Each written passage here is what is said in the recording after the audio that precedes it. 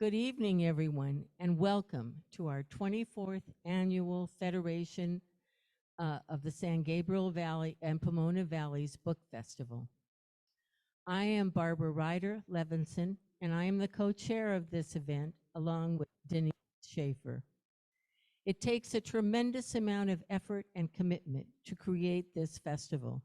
If you have not done so, please turn off your cell phones. Save your questions for after our author's presentation. If you are watching virtually and have questions, go to the Q&A tab at the bottom of your screen and type the questions in. The chat will be disabled. If you wish to purchase this book or any other books for this year's book festival, those of you who are here in the room will have the opportunity to do so as soon as the presentation is over.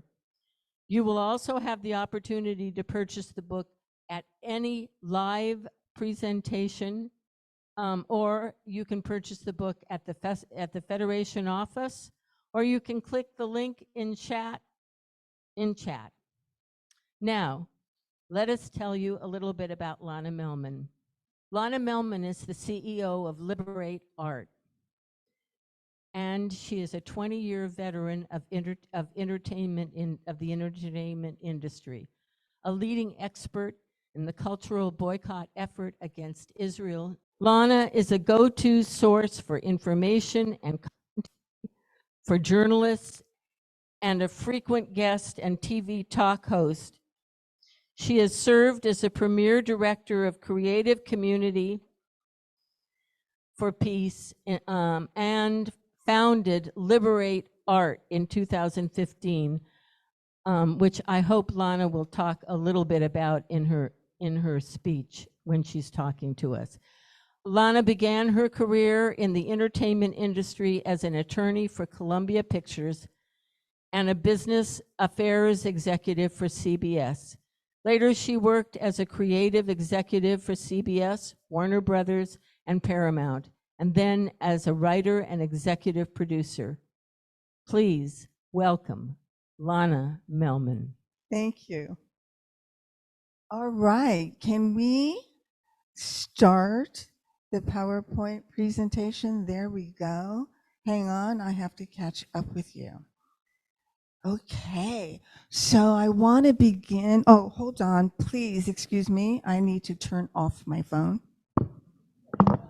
There we go. That's really embarrassing when that happens.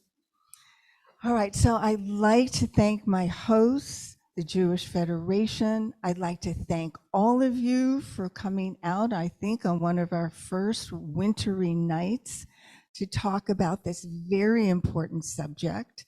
It's an honor to be here and to speak with you. I'd like to thank you for your interest in my book, Artists Under Fire.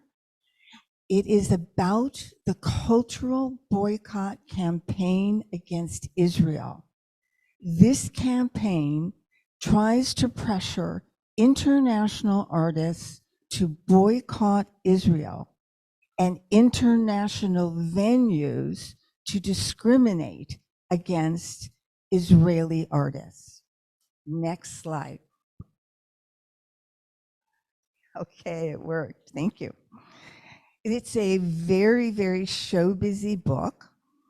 It tells the stories of artists and entertainers caught in the crosshairs of the newest form of Jew hatred, and that is anti-Zionism, which demonizes the Jews of Israel.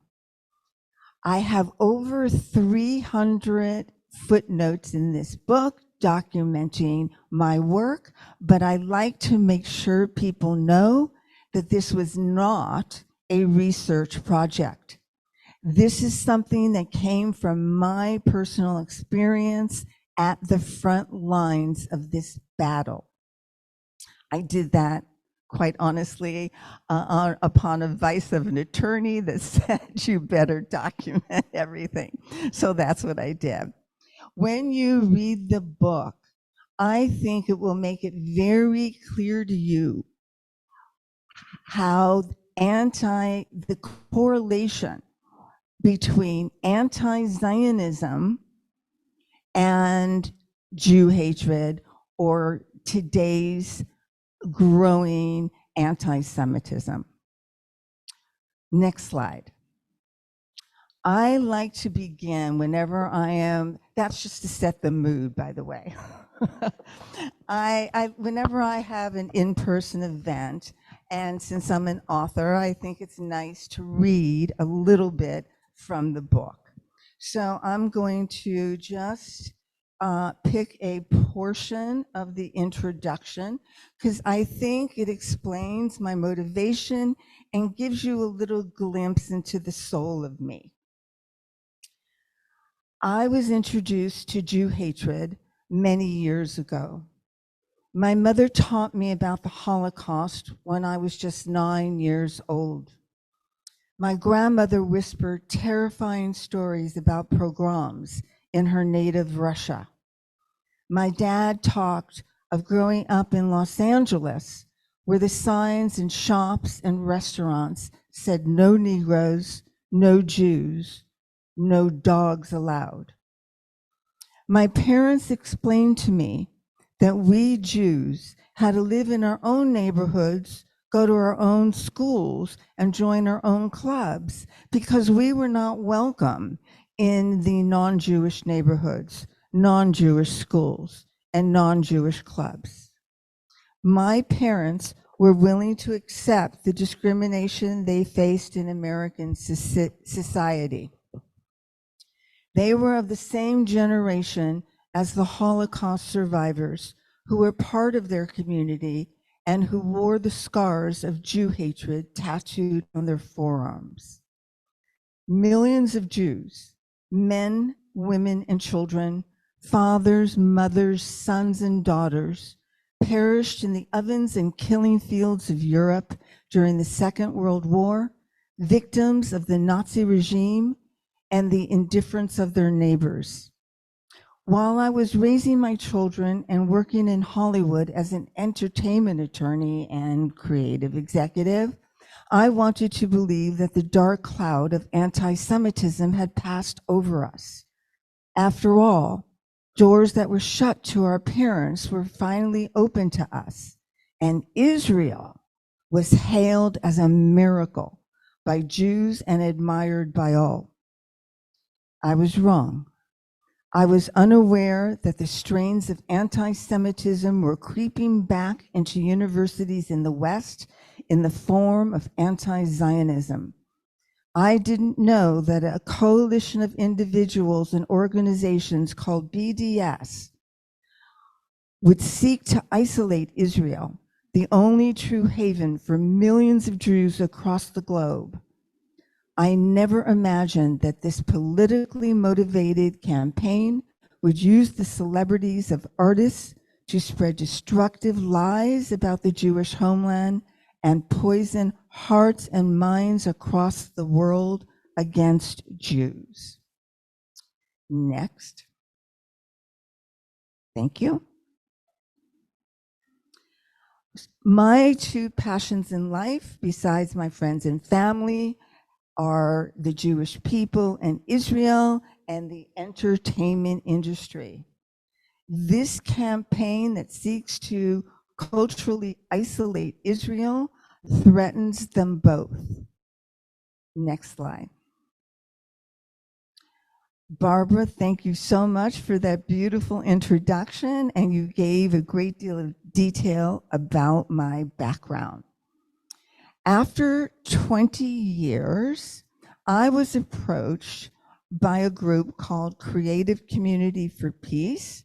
It was just a few people, behind the scenes players, who were concerned about the impact of the boycott, divestment, and sanctions campaign on the entertainment industry. And they approached me to lead the charge against it. Next. I think most of you know, I'd like to see a show of hands. How many people are familiar with the term Boycott, divestment, and sanctions, or BDS. Okay, that's the majority. And I also like to ask another question. How many people here are deeply worried about the rise of Jew hatred today? Yeah, I got to tell you, that's pretty much the hands up everywhere I go. Okay, so this campaign is a general campaign. It has multiple facets. The first facet is the boycott wing, and it is an attempt to urging the world to boycott Israel economically, academically, and culturally. Boycott them. No exchange. No exchange. It is also asking the world to divest their investments, their holdings in Israeli businesses. Stop doing business with them. And lastly, it's calling for the international community, primarily the UN, which does its bidding, to sanction Israel. And that's what it does. It disproportionately sanctions the Jewish homeland. Next, I like to make it perfectly clear that BDS, despite its rhetoric, is not a peace movement. It's not about freedom for the Israeli Palestinian people, and it does not help the Palestinian people. I give numerous examples throughout the book of artists and entertainers who wanted to show support and somehow contribute to better the lives of the Palestinian people, only to be roundly rejected because they refuse to denounce and isolate Israel. It is, in fact, a political campaign masquerading as a human rights movement. It denies the rights of Jews to a home in our indigenous land. It spreads disinformation about Israel, and it is stirring up Jew hatred worldwide. Next, please. What is this disinformation? It is classic anti-Semitic lies about Jews, describing them as evil, bloodthirsty, greedy, and dishonest because they're stealing other people's lands. All powerful, using disproportionate force, and it is erasing our history. It is denying and attempting to rewrite history and deny our roots in this land. This denial, this erasure is no different than Holocaust denial. It is erasing us, who we are, and what our experience is. And so, actually, next slide. I got carried away.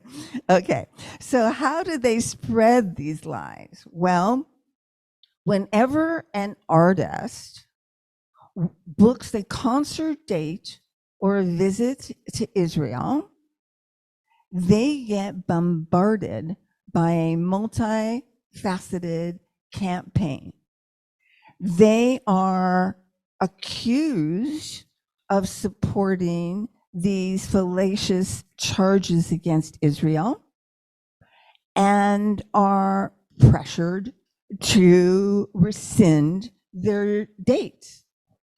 The idea is, this is how it goes. And it's very interesting too, because they do put effort into it. The classic charges were the ones you saw before, charging falsely accusing the Jews of Israel of apartheid, racism, genocide, and stealing Palestinian lands. And they tie it often to the interests of a particular artist. So if an artist cares passionately about children like Alicia Keys, they emphasize in their campaign and lie about the way Israel treats Palestinian children. When it came to Neil Young, who's an advocate in Canada for the Indigenous rights of people there, they focused on the lie about stolen land and how the Palestinians were Indigenous, but the Jews were not, and so on. And they do this in the public square. It gets incredibly intense when you read some of this thing, what these artists have to put up with their reputations being smeared, being called racists and bigots and human rights violators. They threaten their reputations, their careers, and oftentimes their lives. There is an Irish singer, Sarah McTiernan, who was participating in a song contest in Israel, and she went public about the hundreds of messages that she received. Messages that said things like, "We're watching you. We know where you live. You better not go to this song contest." It's that intense, okay? So during the 4 years, next slide, please. I worked at Creative Community for Peace. I reached out to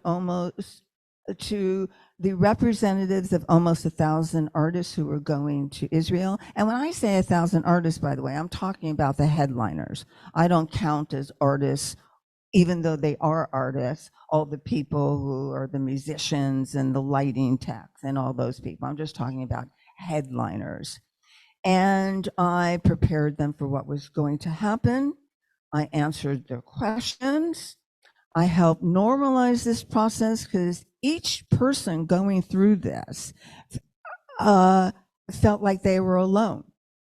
And I gave them perspective and gave them examples of others who had this experience and how their careers survived when they kept their concert dates.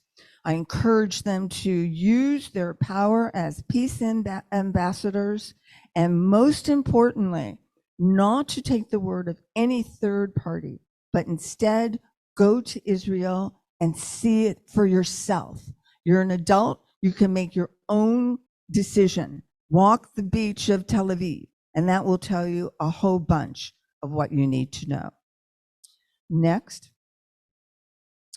I'm just going to go through some slides. This is just a handful of the people that I worked with. Next. Next. Next. After 4 years of doing that, and I think it was very, very important work, I also at one point circulated a statement in support of Israel's right to defend itself that was signed by over 300 of luminaries in the entertainment industry. And that effort made international news and was published all over the world. It was a huge boost. This was during the conflict in 2014. And Israelis still talk to me about that and thank me for that.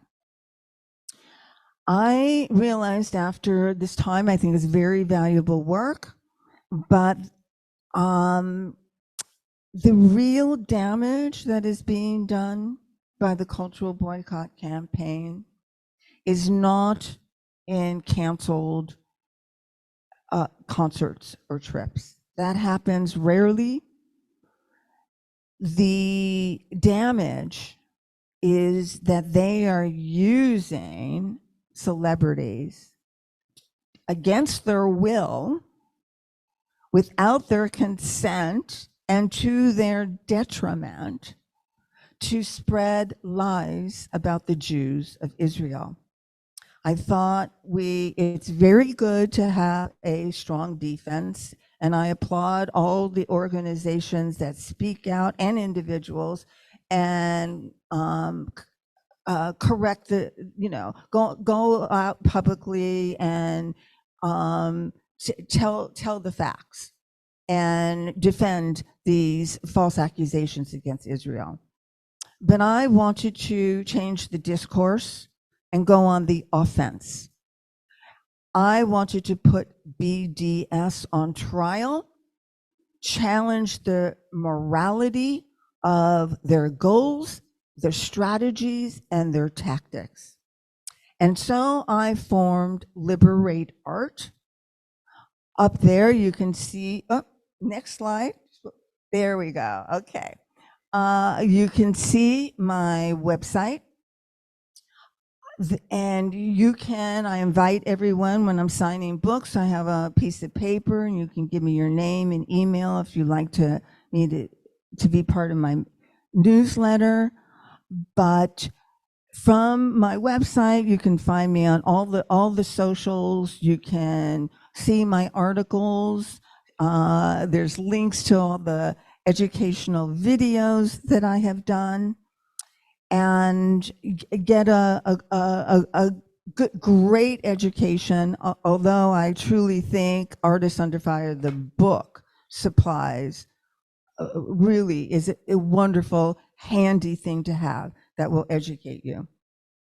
Next. So I've been very, very active. I publish a lot of op-eds. Recently, since writing the book, I've heard from newspapers all over the world, from South Africa, from Leeds, from Germany, from all over the world, Canada, all over the world, all over the country, asking me to comment and give my opinion on current events. Next. I obviously work as a speaker and have since 2015. So now let's talk again, go back to BDS. The goal of every facet of this, they like to call themselves a movement. I'm always reluctant to do that because it makes it sound positive in a way, and I don't like that, so I refer to them as a campaign. I mean, it's really an ideology, and the ideology is about getting the Jews out. But they all seek to delegitimize Israel. That is the main goal. What makes the cultural boycott campaign the most dangerous facet? Star power. People are fascinated with celebrities and entertainers, whereas they're far less likely to read a story about a divestment campaign at A&M University. They are drawn to stories about entertainers. And if you look at the magazines in your local market, you'll see they're especially attracted to negative stories about them. And that's exactly what BDS, the cultural boycott campaign, is dependent on. So, also, by the way, it is a fantastic megaphone. Oh, I think you went backwards. Next. There we go. Okay. It is a fantastic megaphone. Entertainers and celebrities have tens or hundreds of millions of followers on social media. Look at Kim Kardashian. Over 300, I can't read that, and 34 million followers on Instagram. Katy Perry, Shakira, hundreds of millions of followers. We're all aware of the damage that Kanye West did recently, and he's not that big a social media star. And yet, look at the power he had, how the attention he got to his words. Some lunatic professor is not going to get the attention that Kanye West got. So, and by the way, obviously, not every single one of the 109 million followers of Katy Perry on Twitter see the charges against Israel, but at any one time, but it's available for all of them to see. And they keep doing it. So it's not like just one shot and that doesn't happen again. They keep at it.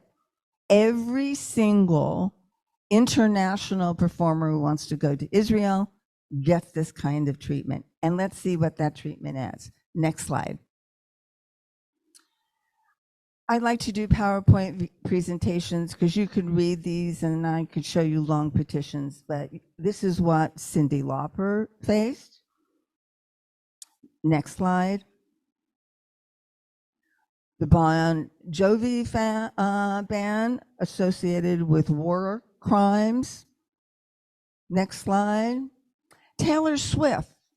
Taylor Swift had not even booked a date in Israel. She was just rumored to be thinking about going to Israel. And they posted and slammed her and sent out petitions and notices and news stories associating her with destruction.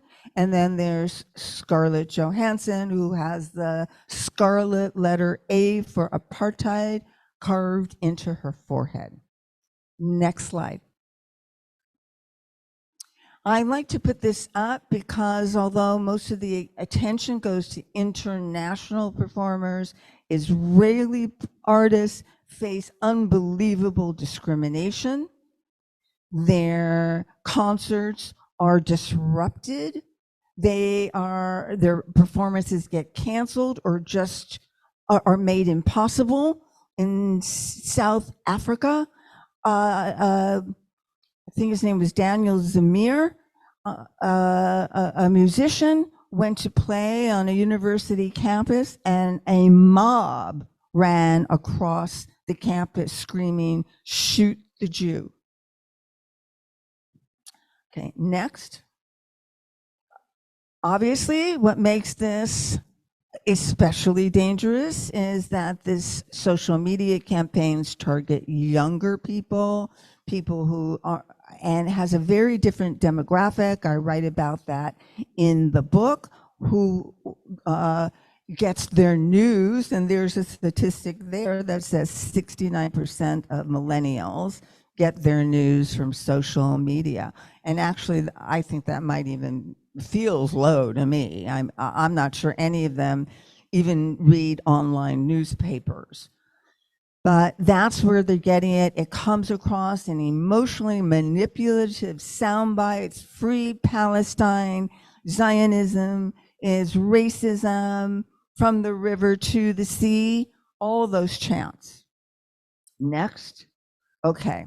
This is, I write a chapter called Celebrities Make News.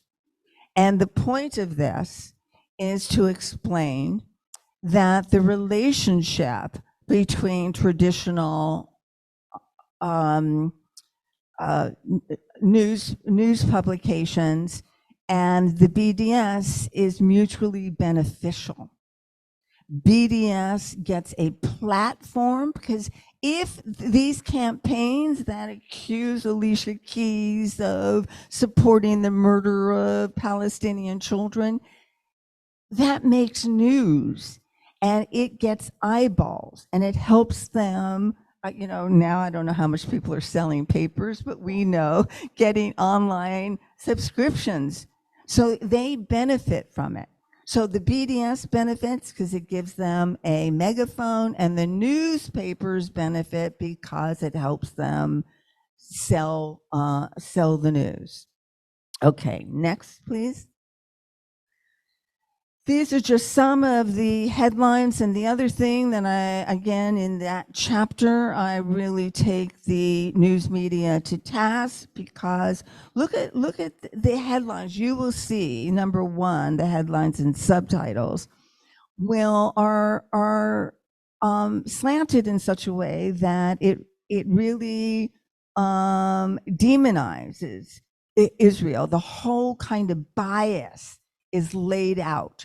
Most of the time, they repeat the charges. What makes the news, by the way, is not the cancellation. What makes the news is the campaign against the artist. So whether or not they cancel is immaterial, and when they print these stories, they invariably repeat the BDS lies, most often without any countervailing information.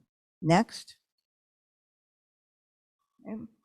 My anecdote here, if the goal of BDS is to spread disinformation, the cultural boycott campaign is a super spreader. Next. So what is the antidote? Well, I think you'll find it in my book, Artists Under Fire. It's an enjoyable read, but it's also a easy textbook, and it is a toolbox. Next. At the end of every chapter, I have a next step that helps you along the way in standing up against this and being part of the pushback. It helps you see the connection between anti-Zionism and anti-Semitism. It provides you with tools to digest all of the stuff that's coming at you. I think that's one of the gifts of the book, is that it helps, it serves as like a filter for you and helps you understand how to take this in, and helps you understand how dangerous it is and inspire you to action. Next. I want to say that we can make a difference. Everyone here in this room, everyone on Zoom, you can make a difference. You can send positive messages to artists who go to Israel, who stand up against this growing Jew hatred. You can support them. There's no reason we can't be as loud as BDS is. And it works. And you can call out artists and entertainers who are spreading lies intentionally. And when you do that, it works. It works. They retract their statements and they are more careful. And this is a very positive tweet that Justin Timberlake put up when he went to Israel. I know the tour guide, he's snapped this picture for him, and it went up on Twitter, and he talked about the Holy Land, and at the end wrote hashtag Israel. And you can see just when this screenshot was taken, at that moment, there were 250,000 likes. Okay, so I conclude, next slide. I conclude the presentation, and I welcome your questions. You each received a card. I'd like you to, Denise is going to go around and collect them if anyone has questions, if you want to write down your questions. I urge you also, please, even though you're buying the book here, please go on Amazon, please rate it, please leave, you don't have to write a book report. But a kind word, loved it, anything like that with the rating, because it's all about algorithms. We need this book going to the top and not the ones that are written by Israel haters and liars. Okay. Thank you. Thank you.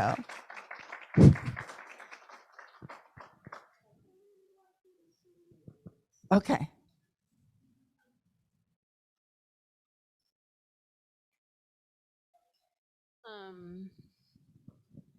All right, this is working now. Thank you, Lana, for your stimulating and prescient presentation. We really look forward to answering questions from the audience now. For those of you in the room, raise your hand and speak into the microphone, and we're going to pass it around. Oh, yeah, okay. Revision. We're doing notes, okay. But make sure that the questions, when we're doing the notes, whoever is reading them out loud, make sure that everybody can hear you really clearly, including the people on Zoom. And for those on Zoom, Jake Tavel is on the computer collecting your questions. So, you've got Great. it now? Is it working? It's great.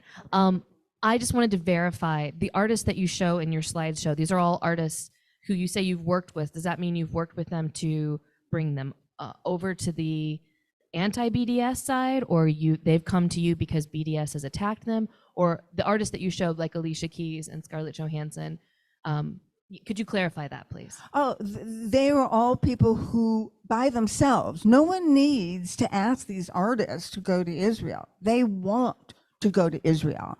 There's no marketing, please come. No, they have tremendous music fans there.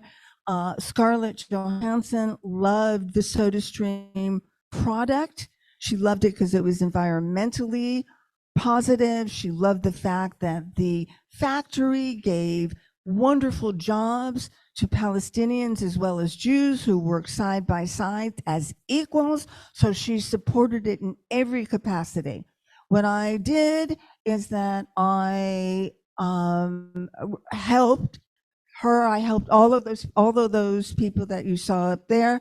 I reached out to them, asked them if they needed help, and I got responses, and I provided help and guidance. One artist was going to Israel, and there was skirmishes going on at the Gaza border, and the crew was incredibly nervous, and understandably so. But so they were thinking of canceling, not even because of BDS, but because of the skirmishes that were going on. So I answered his questions. First of all, I showed him a map of where Tel Aviv was versus where the border was. And then second of all, I sent him photographs of from my contacts in Israel about like what's going on Israel, and you could see people were going to beaches, they were going to shops, they were like having a life. Recently, someone else called me who has a large company, and it's an American company, they have an association with an Israeli company, and they wanted to get influencers to talk about their product. And I was approached by their PR person to help them with a strategy in anticipation of the backlash that would happen to these social media influencers. So people, then that was like my main job, was reaching out and dealing with it. But things have really changed, by the way. In 2011, artists were taken off guard. They were shocked. Now that's not true anymore. They are well aware of what's going to happen. So I think it's important that our strategy change. It's not just about normalizing it.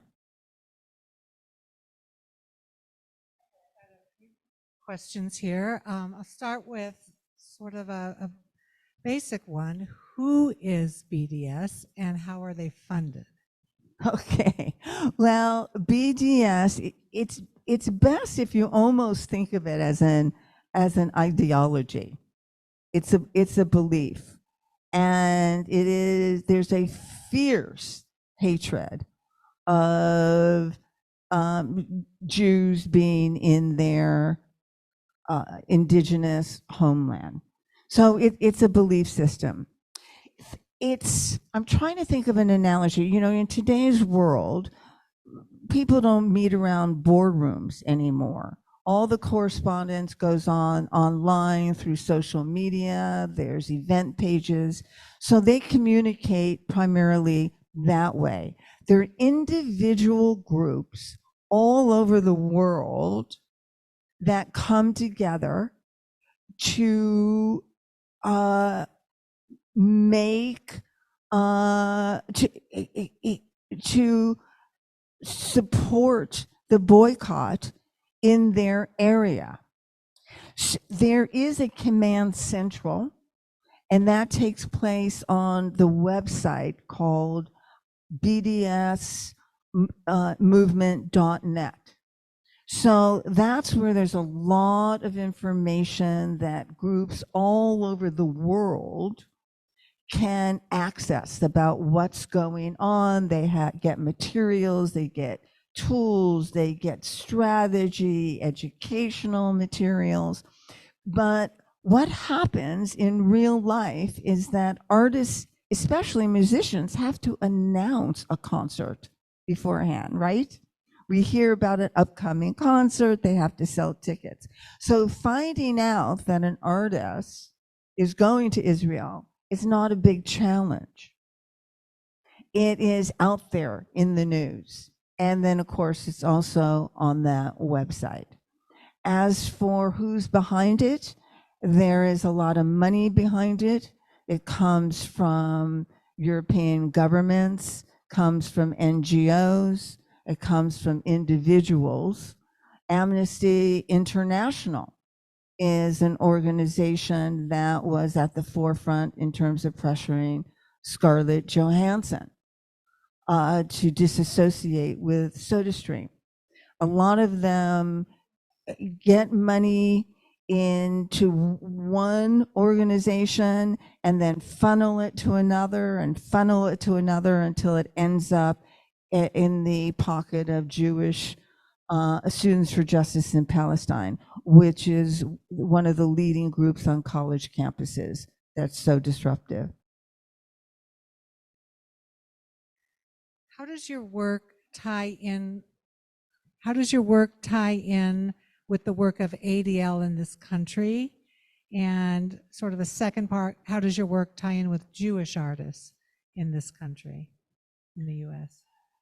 Well, AADL has been very, very supportive of this book. They have co-sponsored several of my events and have served as the moderator on in events that I've done across the country. So they're very supportive. They recently reformulated their position on the relationship between anti-Semitism and anti-Zionism, and have concluded that anti-Zionism is anti-Semitism. So they're a huge organization. They do a lot of great research. They do a lot of important polls. They get information out. They're obviously much bigger. My organization is small and nimble and very effective. They're big, and that's part of what they do. But there's a lot of other organizations. CAMRA, the Committee for Accuracy in Middle East Reporting in America, clears a lot, fights against bias and misinformation in the media. There's lots of organizations that are active and involved in this battle.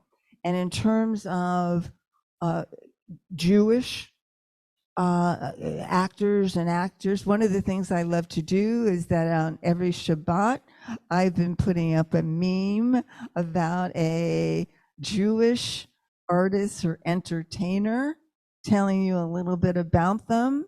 I'm very proud of that. I don't shy away from the truth about Jews being in the entertainment business. I think it's something I'm very proud of.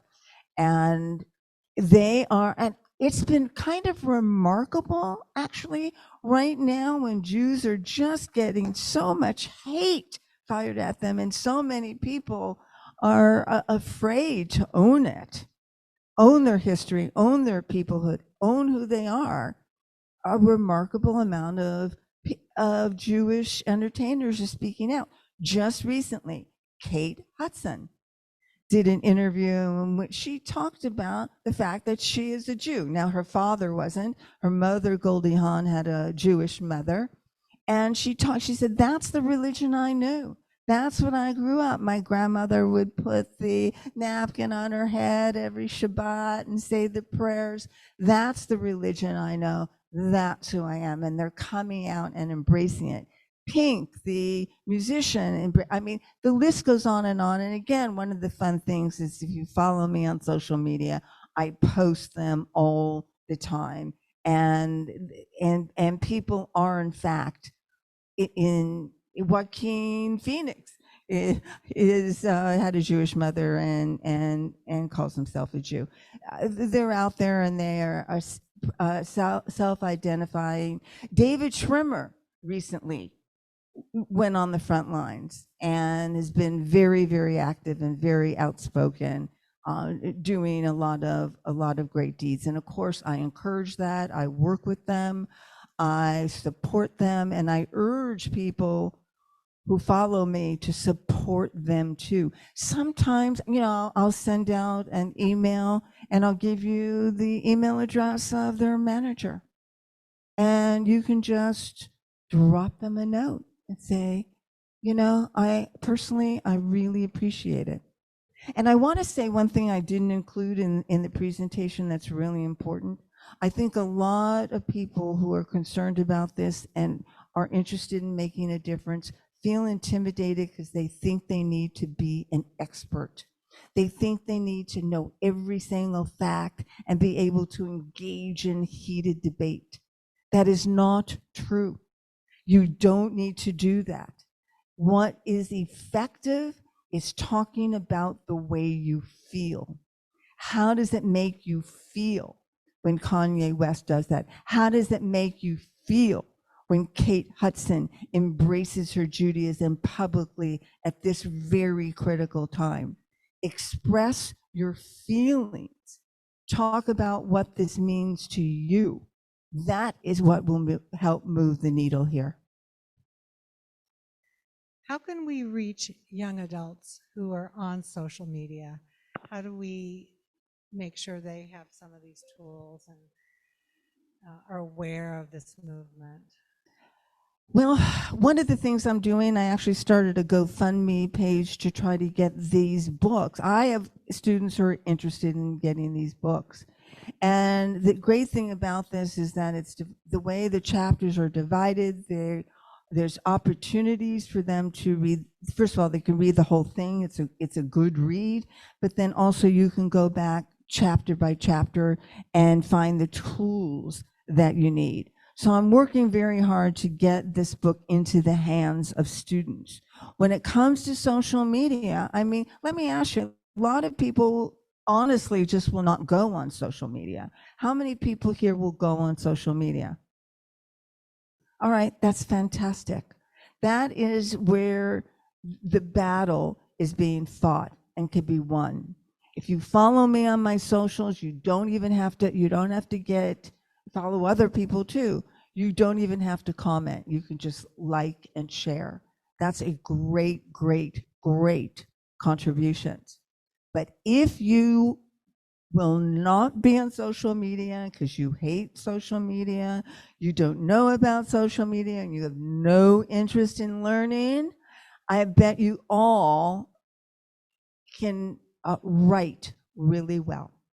So what you do is you look, first of all, if you sign up for my newsletter, I'll give you email addresses and you can write a sweet note to performers or one that expresses your dismay.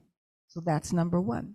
Number two, when you see disinformation, one-sided propaganda being spread by newspapers, write a letter to the editor. Now you may think, oh, I'll never get published. Doesn't matter. One letter is one thing. If everybody in this room responded with a letter to an editor, they're going to think about it the next time and provide content context and balance, so you can make a difference. And by the way, show up. There's stuff going on like, rallies and protests against Roger Waters, who we didn't talk, but gets a whole chapter in the book. Show up. Show up. We have a question about European countries and sort of outside the United States and Israel. What European countries support BDS financially? Well, I have a footnote. I talk about it in the book, and I have a footnote to papers that you can read. There are people who have followed the money. I don't do that. I know that exists. That's not where my energy goes. I'm involved in the entertainment field, and that's where I can personally make a difference. But I can tell you, this is all over Europe. All over Europe. It's very, very bad. When I first started doing this in 2000 and, in the beginning, 2010 to 2015, it really felt like it was centralized in England and the UK. But it's everywhere. The Spanish, everyone in northern part of Europe, awful. Just, it's everywhere. Are there any other questions in the audience? I've got one from Jim. Hang on. Question maybe in two parts. One is there are some changes occurring in social networking, and Elon Musk's purchase of Twitter, his release of some information which is critical in terms of considering relationships with the Biden administration, Trump administration, et cetera. How critical do you think is the ownership of the social media platform and your interface and the interface of ADL and the state of Israel with the evolving ownership of the platform? So that would be the first part of the question.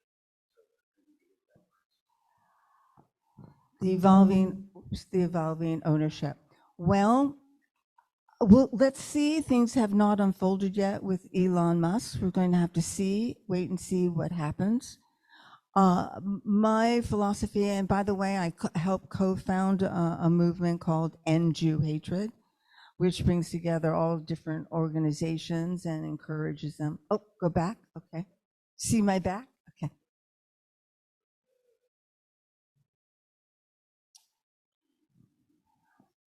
So regardless of what happens, we are fighting back on both fronts.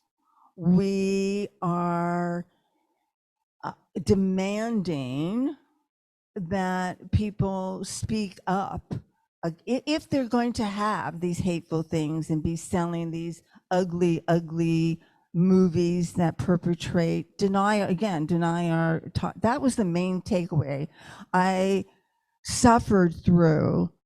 It was unbelievably long, this Kyrie Irving documentary. Oh my God. It was like 2 hours and 40 minutes or something. It was total agony. It was incredibly boring. I had like 30 minutes left and I just despaired, and I'll have to rent it again to see the rest of it. But the main thrust of that was denying the fact that the Jews of Europe are actually Jews, and that any of the people today who say they are Jews are Jews. So we need to speak out against that.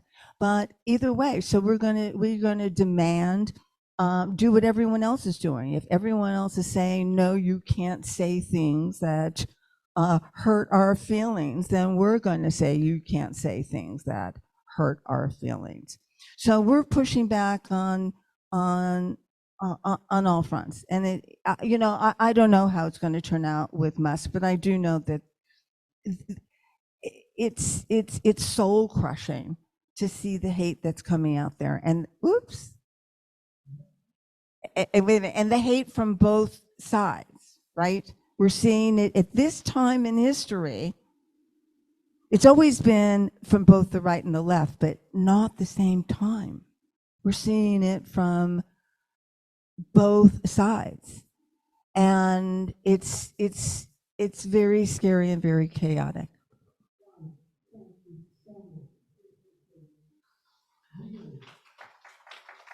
Well, you're welcome. Thank you all. Okay.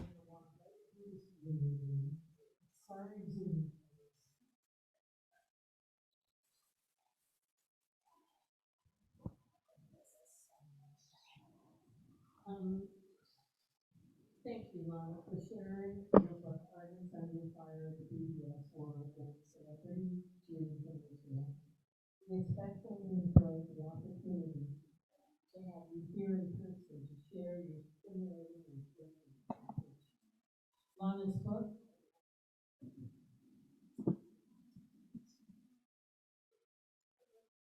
it's back there,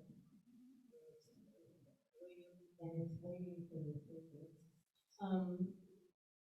For those of you on Zoom, the book is available in person at any of our in-person book festival events, or at the Federation office, or you can click on staff.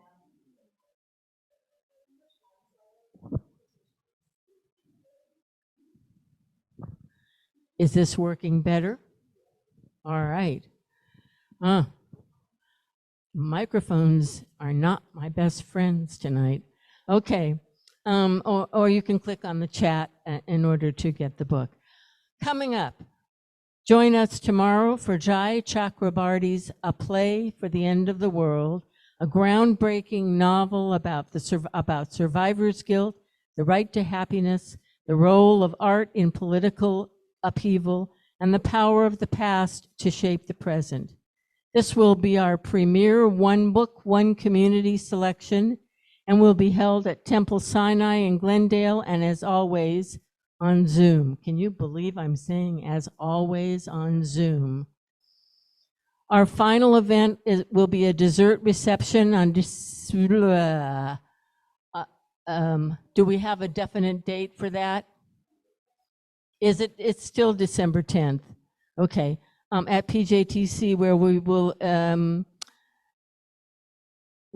we will be enjoying David Cyprus's book, What's So Funny, a cartoonist memoir. I'm not sure if it's going to be on Zoom or, to be determined. Thank you again for joining us, for supporting the Jewish Book Festival. We look forward to seeing you next time. Now schmooze, buy books, and have Lana sign them.